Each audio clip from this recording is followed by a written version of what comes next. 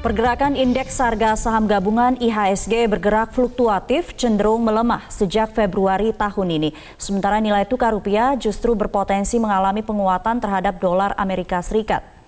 Pelemahan gerak IHSG yang terjadi sejak Februari 2020 ini dipengaruhi oleh penyebaran virus corona yang terjadi di Indonesia. Untuk menjaga gerak IHSG, Otoritas Jasa Keuangan bahkan mengeluarkan kebijakan yang mengizinkan aktivitas pembelian kembali saham yang beredar di publik atau buyback. Meskipun kepercayaan investor sudah berangsur membaik, namun pergerakan IHSG masih dibayangi oleh kekhawatiran investor terhadap penularan virus corona gelombang kedua. Sementara itu, nilai tukar rupiah mengalami pelemahan yang cukup dalam terhadap dolar Amerika Serikat sejak Maret tahun ini. Menurut catatan Bank Indonesia, rupiah sempat melemah ke kisaran Rp16.400 per dolar pada bulan April. Namun kini rupiah kembali mengalami penguatan, bahkan menembus di bawah level 14.000 per dolar Amerika. Penguatan ini dipengaruhi oleh meningkatnya ketersediaan cadangan devisa, terjaganya inflasi, hingga optimisme investor terhadap pasar dalam negeri.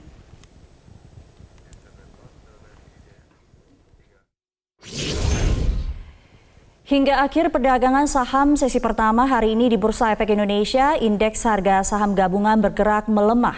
Sementara nilai tukar rupiah terpantau masih mengalami penguatan di pasar valuta asing. Informasi selengkapnya akan disampaikan oleh Mercy Wijaya langsung dari studio Bursa Efek Indonesia. Mercy, sektor mana saja yang mengalami pelemahan dan apa saja faktor yang mempengaruhinya?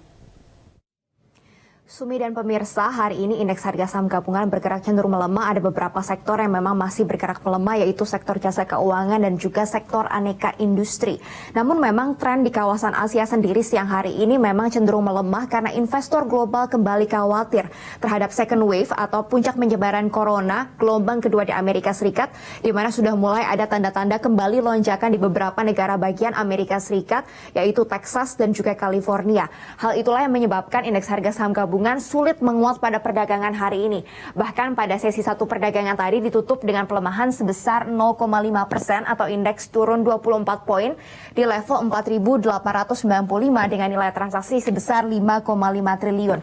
Analis mengatakan bahwa sebenarnya ketika indeks harga saham gabungan melemah di posisi 4.800 atau 4.700, ini dapat dimanfaatkan oleh investor untuk dapat kembali melakukan pembelian saham untuk yang valuasinya sudah cukup murah sehingga nantinya tidak ketinggalan untuk merasakan keuntungan saat harga-harga saham membaik.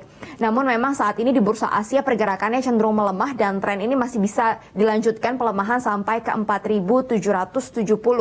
Dan kita lihat di Bursa Asia sendiri indeks Nikkei sudah melemah lebih dari 2%, sementara indeks Hang Seng juga melemah 1,44% dan indeks TSM Singapura hari ini melemah paling dalam sampai 3,07%. Selain karena adanya kekhawatiran gelombang kedua atau second wave di Amerika Serikat, kekhawatiran investor ini kembali ditambah dengan adanya proyeksi ekonomi dari berbagai organisasi internasional tentang pertumbuhan ekonomi global yang masih akan buruk di tahun 2020. Seperti prediksi dari World Bank yang memprediksi bahwa ekonomi global akan menyusut atau tumbuh negatif 5,2%.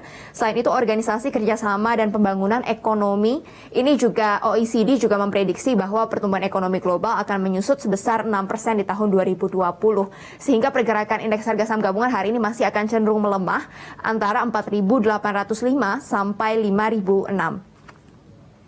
Sumi. Ya, Mercy, kita perhatikan mayoritas mata uang asing siang ini mengalami pelemahan. Bagaimana dengan nilai tukar rupiah? Untuk pergerakan nilai tukar rupiah sendiri berbeda dengan indeks harga saham gabungan karena hari ini rupiah menguat sampai 0,73% terhadap dolar Amerika Serikat sehingga berada di posisi Rp13.940 per dolar Amerika Serikat. Memang nilai tukar rupiah diuntungkan dengan adanya kebijakan Bank Sentral Amerika Serikat yang masih menahan bunga acuan di level 0 sampai 0,25%. Keputusan The Fed ini bahkan dipastikan masih akan bertahan sampai tahun 2022 di mana pemulihan ekonomi di Amerika Serikat akan tetap terjadi jika memang Bank Sentral Amerika Serikat ditahan dalam posisi yang rendah.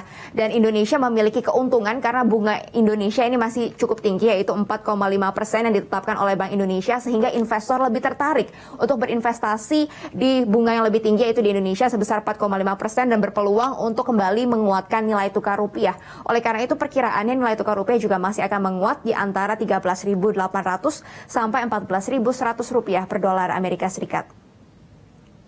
Demikian Sumi laporan kami dari Bursa Efek Indonesia. Kembali ke Anda di studio. Baik, terima kasih Mercy Wijaya untuk informasinya.